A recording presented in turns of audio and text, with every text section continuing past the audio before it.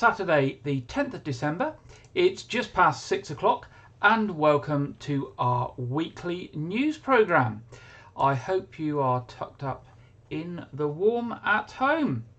And in the news this week, the committee considering the planning application from Powerful Portland Limited has delayed its decision and is now unlikely to consider the application for the waste incinerator on Portland until March 2023.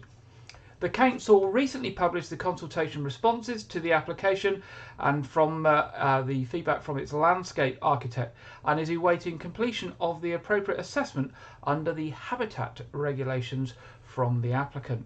As a result, the applicant has asked for more time to consider these conclusions and comment if appropriate.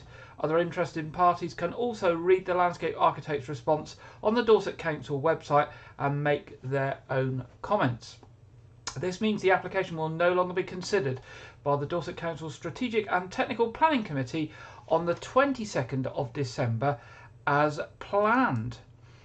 Train operators at Great Western Railway and South Western Railways are both warning of significant disruption to rail services during the rest of December and through January. But they expect that trains in the week before Christmas will continue to operate. Trade unions have announced industrial action, including strike action and action just short of strikes over December and January, that will affect rail services from the 13th to the 18th of December and from the 24th of December through to the 8th of January. Those wishing to travel by train are recommended to check the GWR and SWR websites or national rail inquiries before making any travel arrangements. And if you've already purchased tickets, you should contact the train companies to arrange replacements or refunds if those tickets can only be used on days when strikes happen. Now, Barclays Bank has announced it will close its Weymouth branch in St Mary Street for the last time on Friday, March the 3rd, 2023 at 12 noon. A Barclays spokesperson said our customers' behaviour has changed significantly in recent years, with the majority now choosing to bank online. This is reflected at the Weymouth branch, and as we adapt, we are finding new ways to support our customers by maintaining our community presence with options for customers who still require in-person support. Now, local councillor John Orella said, "I'm very concerned about the loss of a high street bank in Weymouth. We have the most deprived people in Dorset living close by. They depend on face-to-face contact. It is not acceptable that they will be forced to use costly indirect means of contact. A fair number of older people do not use the internet or mobile banking." The closure of the Weymouth branch of Barclays comes 4 years after the Bridport branch was shut for good. A spokesman for Barclays added, "In Weymouth we plan to open a Barclays Local, a pop-up cashless banking site where customers can meet a colleague face-to-face for banking support as they would in a branch and without the need to travel. We are currently working with the local community to identify a suitable location and will announce details once confirmed. We do not intend to make anyone redundant as a direct result of this closure." Of course, for customers wanting to make everyday transactions, they can do these at a post office. They can pay in money and withdraw money, and the closest post office is located at 87 St Thomas Street in Weymouth. Now, on a happier note, this Christmas, Weymouth Town Council is helping to light up the town centre over the festive period. As well as supplying and installing the tree and lights for the recent Christmas light up switch on, Weymouth Town Council has put up low energy festive LED lighting throughout the town. The low watt LED lamps will reduce electricity consumption from previous load of 30 kilowatts down to 3 kilowatts because they are more efficient. Weymouth Town Council continues to work with suppliers and other organisations who recognise the importance of improving the carbon footprint across Weymouth excuse me, and encourages everyone to reduce and recycle their output over the festive period where possible. Now, from Weymouth Town Council now to Dorset County Council, a gold award has been given to Dorset Council as part of the Ministry of Defence Employer Recognition Scheme at a recent official ceremony in Dartmouth. Councillor David Walsh, Armed Forces Champion for Dorset Council, Kevin Moore, Programme Coordinator for Dorset Armed Forces Covenant Programme, and Laura Cornett, Business Partner for Communities and Partnerships at Dorset Council, attended the ceremony. Representing the highest badge of honour, the MOD bestows the Gold Award to businesses and organisations which go the extra mile to demonstrate their commitment to aiding and employing members of the military community. The Council previously held a Silver Award bestowed in 2021. To achieve the Gold Award, the Council has developed a number of initiatives to encourage and support employees who are veterans, reservists and Cadet Force adult volunteers, as well as spouses and partners of those serving in the armed forces. Achieving the Gold Award is part of Dorset Council's pledge through the Armed Forces Covenant to ensure those who serve or have served in the armed forces and their families are treated with fairness and respect in their communities, economy and society. Now, the Dorset History Centre has been asking people how they use or would use their services in future, and they've just completed a survey. The survey will form part of an application to the National Lottery Heritage Fund to extend the archive stores, improve public facilities and offer outreach services. Dorset History Centre in Dorset is the publicly funded archive service for Dorset and Bournemouth, Christchurch and Poole Council. It holds 1,000 years of the county's written history, held within thousands of varied collections. Now, some of those collections include photographs from local photographer Graham V. Herbert, the archives of writers Thomas Hardy and William Barnes, the Dame Elizabeth Frink collection, the Banks archive from Kingston Lacey, including William John Banks' notebooks that help crack the code of the hieroglyphics. The Dorset History Centre gives free access to thousands of original maps, books, letters and photographs. There is also an opportunity to discover your family history with free access to Ancestry.com, parish and newspaper collections. There are also resource packs that can be used by schools and other groups. One of these packs is Image in the Past, that can include conversation prompts for those affected by mild to moderate dementia and their carers. Now, turning to Dorset Police, officers investigating an attempted burglary at an address in Weymouth are appealing for witnesses or anyone with information to come forward. It was reported that an attempt was made to force entry into a property in West Hill Road, Wyke, Regis, between 7 p.m. on Monday the 28th of November and 9:25 a.m. on Tuesday the 29th of November. It is not believed that entry was actually gained and nothing has been taken. Officers are also investigating a report of assault in Weymouth and are looking for people to help with the CCTV images of 3 men who they would like to speak to, and they're now up on the screen. At around 2 a.m. on Friday the 7th of October, a man aged in his 20s was in the Rendezvous in St Thomas Street and went to the toilet, where he engaged in conversation with 3 men. The man was then reportedly assaulted and sustained a black eye and a chipped tooth. Police Constable Mia Jakeman of Weymouth said, "We've obtained CCTV of 3 men we would like to speak to in connection with this incident and have made attempts to confirm their identities, but these have so far been unsuccessful." Detectives are also investigating an alleged assault in Weymouth and again appealing for witnesses or help with their inquiries. It was reported that around 3:40 a.m. on Wednesday the 7th of December, the victim, a man aged in his 60s, went to challenge a man and a woman who he believed were causing damage to vehicles in the area of Newstead Road near to the Asda supermarket. The man reportedly responded by pulling a bladed article from his coat and made threats to the victim. An altercation occurred and the victim sustained lacerations to his arm and other injuries. He was taken to hospital for treatment to injuries that are not believed to be life-threatening. Officers attended the scene and detained a man and a woman. The woman was reportedly found to be in possession of a bladed article. A 19-year-old man from Aldershot was arrested on suspicion of inflicting grievous bodily harm with intent, and a 19-year-old Weymouth woman was arrested on suspicion of possessing a bladed article in a public place. The arrested man was taken to hospital for treatment to a head injury that was not believed to be serious.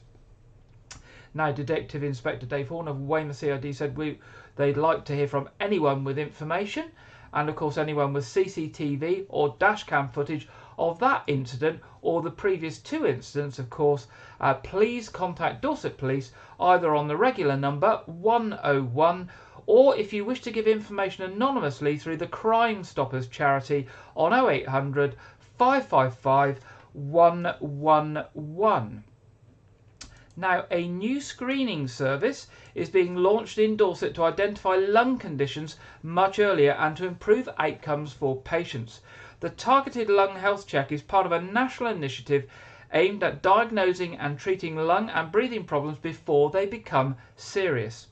People aged 55 to 74 who are registered with the Dorset GP and are current or former smokers will be invited to have a lung health check. The programme will be rolled out across Dorset over the next 2 to 3 years, starting with Portland in fact, the end of last month, end of November.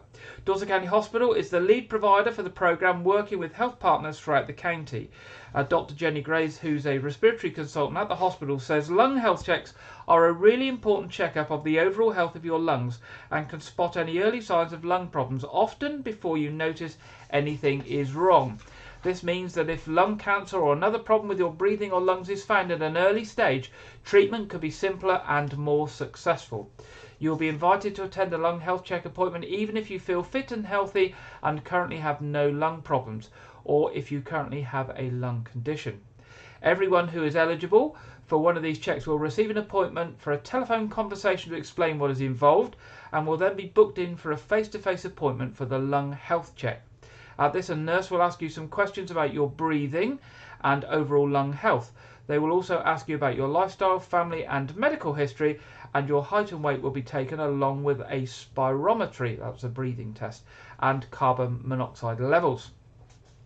The nurse may also talk to you about having a low-dose CT scan of your lungs.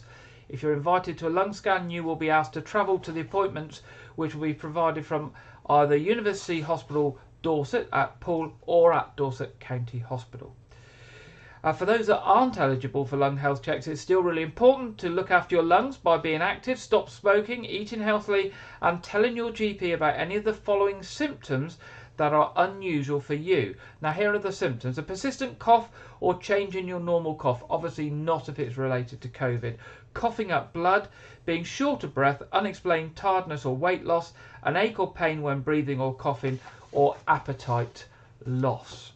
There we go. That's about the lung checks that are starting with Portland and being rolled out across Dorset.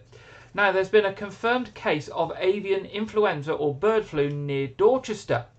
Letters have been sent out to households within 3-kilometre area to register details of any poultry or captive birds they keep, and to remind bird keepers of the special measures that are now in place. This area includes Broadmain, West Stafford and South Dorchester. Of course, if you don't keep birds and you get one of the letters, then you can obviously disregard it.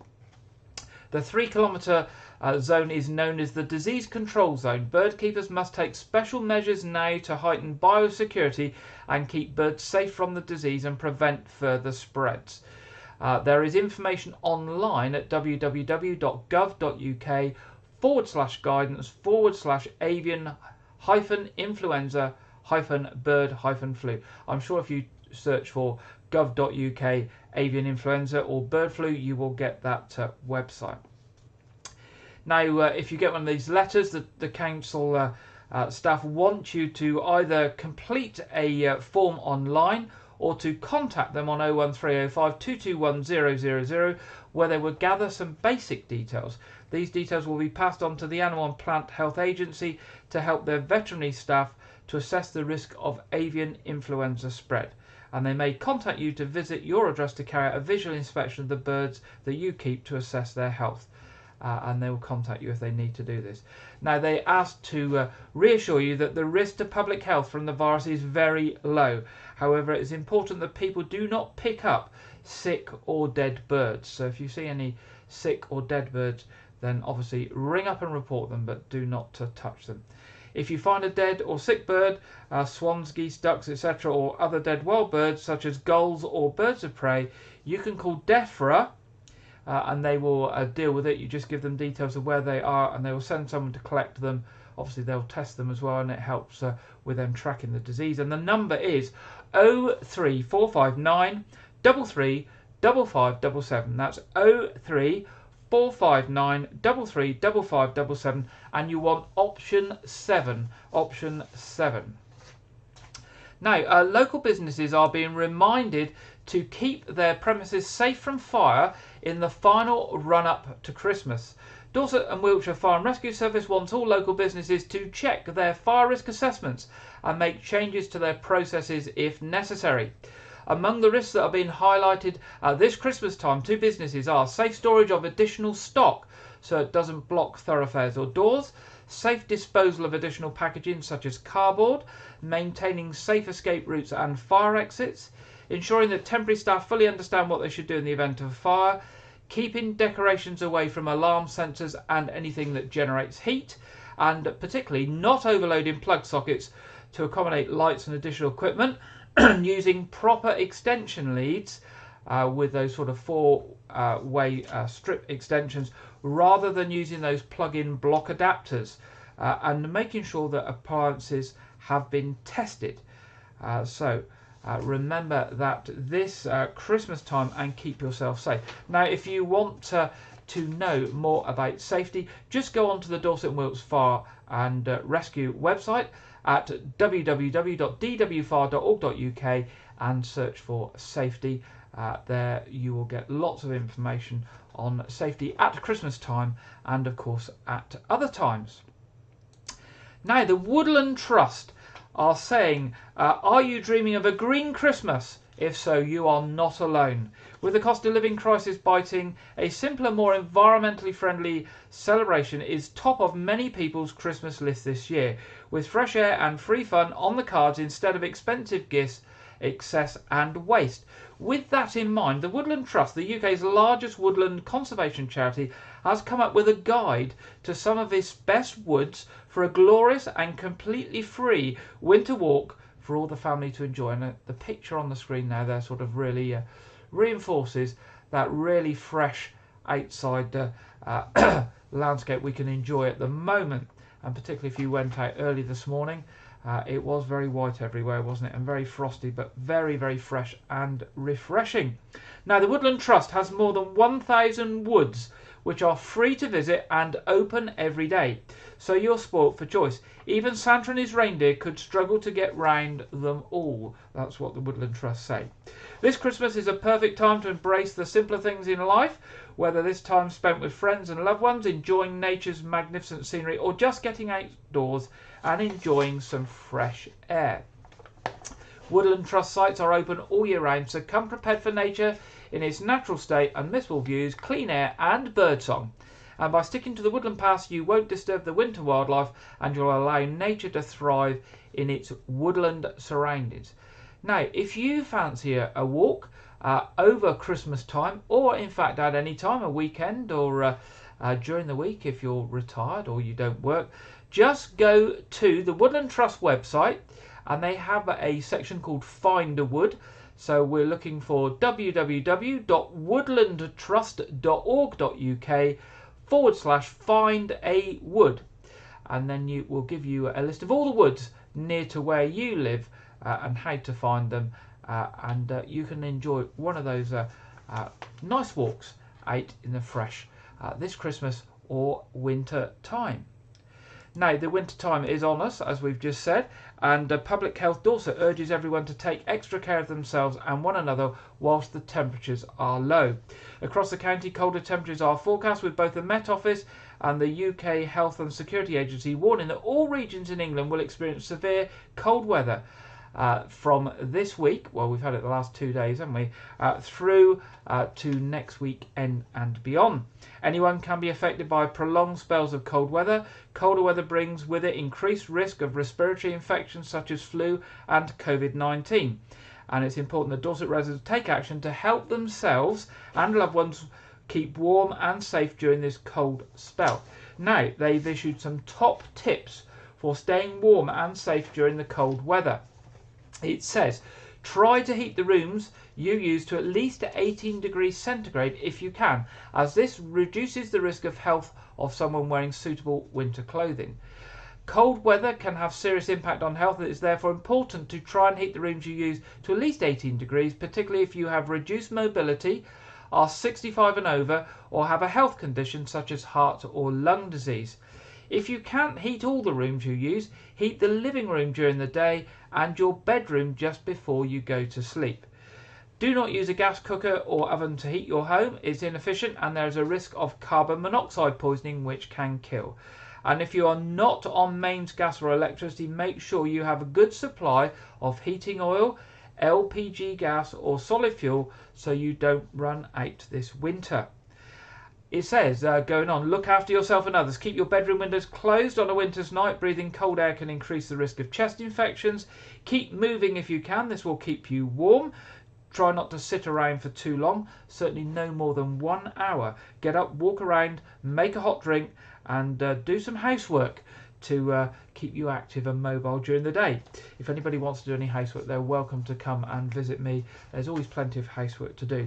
Now, wear a few layers of thin clothing rather than one thick layer. This will trap the heat better to keep you warm. Thin layers of clothes made from cotton, wool or fleecy fibres are particularly good at maintaining body heat. Check on frail or older neighbours or relatives, especially those living alone. Wear shoes with a good grip to prevent slips and falls. And make sure you have spare medication in case you're unable to go out. Now, there we go. If you need special advice on energy and energy efficiency, they are saying contact the Simple Energy Advice line on 0800 444 202. That's 0800 444 202. Goodness, a lot in the headlines tonight. And finally in the headlines tonight, Weymouth's MV Freedom, a charity-run boat for people living with disability, has received further funding for its good work from Weymouth Rotary. Once again, the monies the club were able to donate came from the successful return of Fair in the Square in the spring. And Dirk Alders, chairman and skipper from MV Freedom, attended one of the recent Rotary meetings held at Pilgrim House on Hope Square, Weymouth.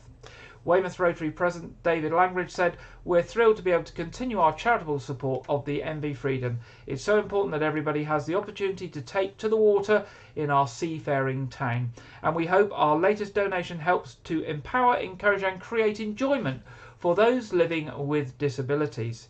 Dirk Alders from MV Freedom said, "Weymouth Rotary Club have been one of our staunchest supporters over many years, and once again we are hugely appreciative of yet another most generous donation to our funds. We do not receive any statutory funding and we have no paid staff, so at a time of rising costs every penny is very gratefully received. With over 2,900 bookings this season, the demand for beneficial seagoing trips from our very deserving passengers has never been higher." So thank you there to Weymouth Rotary and to MV Freedom. Keep up that good work. I'm sure you will be getting prepared for the new season when the spring hits us. Now that's the end of our headlines this evening. And our first feature this week. We've heard this week in national news and in the local press about cases of scarlet fever and strep A and how it can be very serious. Therefore, tonight's first piece comes from TV doctor Dr. Ranj Singh, who has recorded a video for the Department of Health and Social Care, telling us all about strep A. Hi everyone, lots of you will have heard of something called Group A strep. It's all over the news at the moment and it's caused a great deal of worry and anxiety, especially amongst parents and carers. So I thought I'd do a very simple and quick explainer of what you need to know. Now there are lots of information videos online, especially on social media, so please feel free to have a look at those. But if you want more information, you can go to the NHS website or speak to a healthcare professional if you're worried. So, what is Group A strep? Group A strep is a common type of bacteria and it can affect both children and adults. In fact, it's carried naturally by around 1 in 5 children in the throat or on the skin, and it doesn't always cause a problem. Sometimes it can cause an infection, usually infections of the throat like scarlet fever and tonsillitis in children, or of the skin like cellulitis and impetigo. Most of these are mild and treatable. Now we are seeing a lot more cases of scarlet fever than we usually would do at the moment, And symptoms include a temperature, a sore throat, a red tongue, a rash of lots of little spots that feel like sandpaper when you touch them. These spots can be red in appearance, but not always, especially if you've got darker skin. So if you Google scarlet fever rash, you'll see examples in different skin tones. It can give you swollen glands in the neck, it can make you feel generally unwell, and later on in the illness, you may get peeling of the skins of the hands and feet. Occasionally, the bacteria can get into the bloodstream or other parts of the body, like the lungs, and cause serious illness like sepsis. Now, this is what we call invasive group A strep, and what we are seeing lots of news reports about at the moment. This complication is rare, but because we're seeing a lot more cases of group A strep infection, we are seeing more complications than we normally would do, and sadly, a small number of children have died. This is why we'd like parents and carers to be extra mindful right now. If you want to know the signs of serious illness and sepsis in children to look out for, then just go to the NHS website, where there are some really good explanations and videos of what to keep an eye out for. If your child has any signs of serious illness or sepsis, it's important that you get medical help straight away. If you have group A strep infection, like scarlet fever for instance, you will usually be given antibiotics such as penicillin.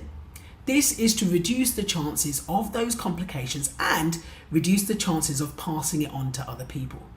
Now, penicillin can be really tricky for kids to take because it doesn't taste very nice. So I usually recommend mixing it in something like a small amount of jam. Most children with scarlet fever will be absolutely fine. They can usually go back to school after 24 hours of antibiotics, or if they haven't had them, they would have to wait at least 2 weeks. That's because we don't want them passing it on to other people.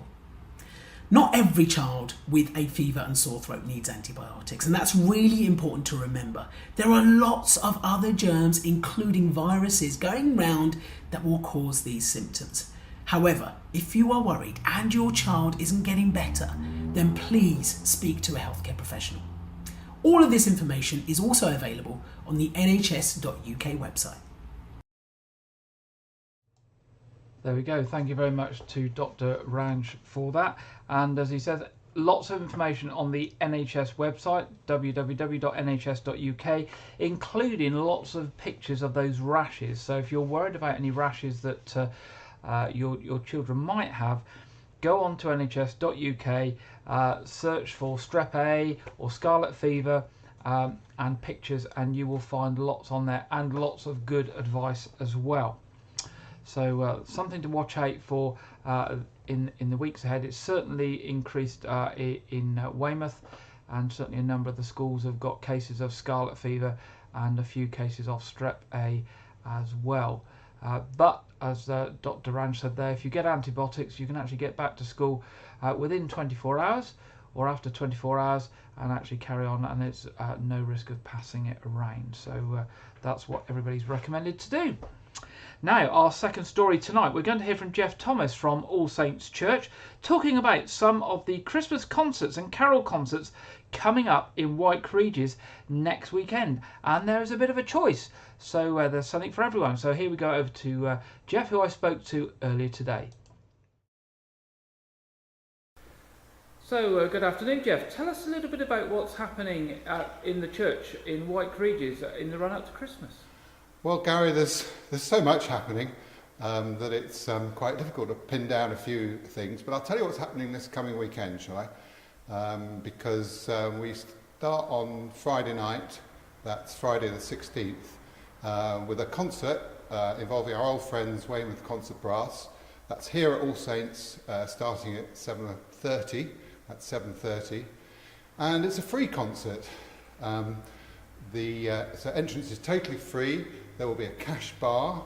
We like to enjoy ourselves at these events, and there will be a retiring collection for the Nest community shop, which I'll say a few words about as well, because they are very much our partner charity this Christmas. So the Nest is a quite a new project in Weymouth, but it's a very exciting one. It's a community shop in the Abbotsbury Road, serving those who might be struggling to afford the basics in terms of food for this Christmas. And we are going to do our bit to support it by every penny that we raise at that concert on Friday will be going straight to the nest. So that's Friday night, and then on Saturday morning we've got our regular Saturday morning coffee morning at 10 o'clock, and I guess as we're close to Christmas there'll be a definite Christmas theme to it, but come along to that and enjoy tea, coffee, a cake, and just a bit of chat and companionship on Saturday morning. And then following that on Sunday night, we've got our sort of more traditional 9 lessons and carols service. That's again here in All Saints Church. It starts at 6 o'clock and it'll follow the format of, well, I'm sure most people are familiar with the 9 lessons and carols format of readings followed by carols. Again, anyone can come along and take part and have a jolly good sing of some old favourites. So that's what's happening this weekend in All Saints Church. So the message is there's something for everybody this Christmas. Come along and join in. I think there is, and I didn't say it, but even at the concert on Friday there'll be plenty of opportunity to sing as well. So if what you like to do at Christmas is sing, then come along on Friday and on Sunday. Thank you very much there, Jeff Thomas from All Saints Church. And also to say on the Monday evening, there are the carols in Wyke Square. I think they start at 7:15. So hopefully it will be a dry evening, albeit probably cold. So wrap up warm and come along and enjoy carols around the Christmas tree in Wyke Square as well. So lots of carol singing in Wyke next weekend. Now, going back to last weekend, there was a steampunk Christmas weekend in Weymouth, and there was events going on throughout the town and at the Noath Fort. Our friends over at We Are Weymouth have put together some video of the steampunk Christmas in Weymouth, and I found it quite interesting looking at all the different costumes and things, and I thought that you might like me to share it with you now. So courtesy of We Are Weymouth, here is Weymouth's steampunk Christmas from last weekend.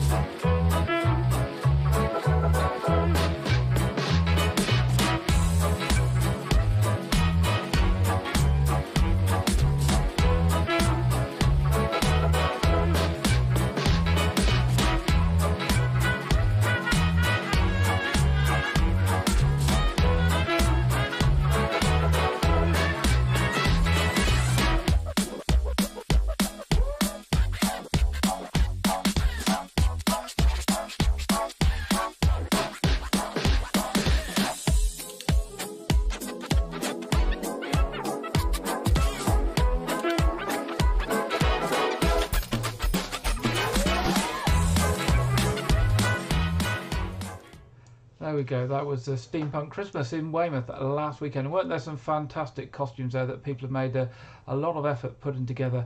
And I did like the sleigh with the horse on the trolley there. So some people take this very seriously, but certainly livens up the town, doesn't it, when we have these sorts of events in Weymouth. Now it's that time in the programme where we go over to regular contributor Andrew Wright for this week's film review and preview. And let's see what Andrew's got for us this week. Welcome to Wyke Regis TV film review and preview. I'm Andrew Wright. Last week, the new Christmas action comedy film that I've been talking about for some time, Violent Night, was released in cinemas and I went to go check it out. For those who don't know, Violent Night stars David Harbour, best known for his roles in Stranger Things and Black Widow, as a disillusioned Santa Claus who comes to the aid of a little girl when her wealthy family's home gets taken over by a paramilitary group. The film comes from acclaimed action filmmaker David Leitch, who acts as a producer on the film, after doing the same on acclaimed action films such as John Wick and Nobody, which come from the same production company.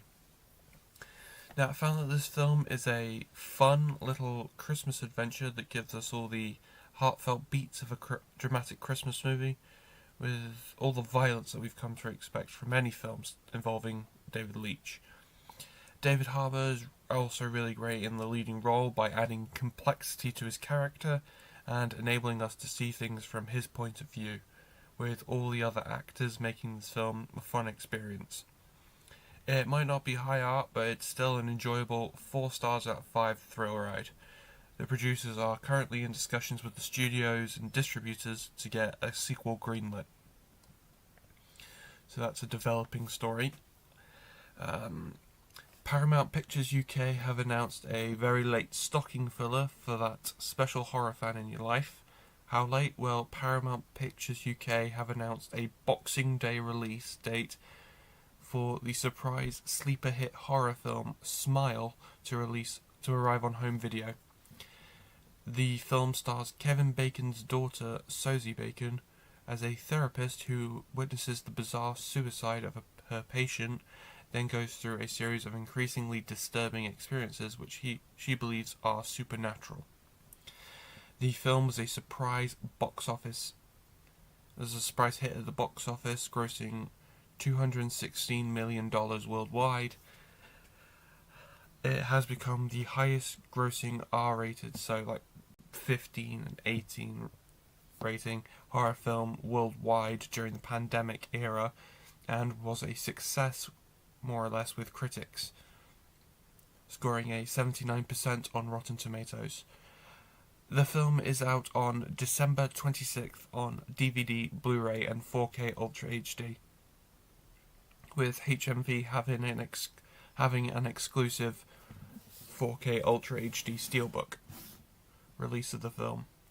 I plan on getting the Blu-ray as soon as possible after the release date, and checking it out, so stay tuned in the new year for a review of that. The blue carpet world premiere of Avatar: The Way of Water was this week in London, and the film has already begun to take the internet by storm. The film is the first of 4 sequels to the biggest film of all time, Avatar, and takes place over a decade after the last film. The film once again uses groundbreaking visual effects technology to tell the vast story of the alien moon Pandora and its Na'vi inhabitants. The film's 192-minute runtime has received criticism from audiences when it was announced, but the reactions to the film from the world premiere have been largely positive, with even legendary fantasy filmmaker Guillermo del Toro labeling the film a staggering achievement with majestic visuals and emotions on an epic scale. The film is in cinemas next Friday and will feature a vast majority of showings in 3D, a first for any movie in years after the 3D movie craze died out in the mid-2010s. That's all I have for this week, but be sure to check back next week where I will have more film and TV news. Now back to Gary in the studio. Thank you very much there, Andrew. And if you're going to see that Avatar sequel, 3 hours, 12 minutes. I think you need to take a comfortable cushion with you, perhaps a cup of coffee and some snacks, because that's a fairly long movie to sit through. I know that I wouldn't survive 3 hours, 12 minutes. I'm one of these people that as soon as I sit down in a comfy chair in the cinema, I really struggle to stay awake, although I used to love the cinema. But as soon as I'm in a comfy chair in the dark, that's me gone, I'm afraid. So I tend to watch movies when they come out online and watch them at home. Anyway, it's time in the programme now to go over to the Met Office and see what's in store this weekend. I think we've probably got a pretty good idea. This week we are joined from the Met Office by Jonathan Vaultry. Here we go, over to Jonathan. Hello there. The cold theme continues as we move into the weekend, and for some of us it has started on a wintry note. If we look at the precipitation type, we can see sleet and snow pushing into Aberdeenshire, also reports in Edinburgh, another band pushing into the Liverpool Bay area, Manchester, northern areas of Wales, southwest England, also seeing some flakes of snow as we started off Saturday. These will continue as we move throughout the afternoon, so further wintry showers for these northern and western areas. Central and southern areas of England getting away with a drier and brighter afternoon. There could still be a few fog patches stubborn to clear. Temperatures will not be climbing too high, though many areas struggling to see higher than low single figures. We could see 5s or 6s in the far north and far south, generally near coastal locations, but for most of us it's going to be a chilly one, and certainly we'll need to be wrapping up warm as we head outside. Into Saturday evening, any areas that have seen those clearer skies could certainly see the fog patches returning once again. Meanwhile, the showers continue across the north and the west, and those could lead to some icy stretches where the rain and sleet falls on frozen surfaces. So do just take care if you're travelling out and about.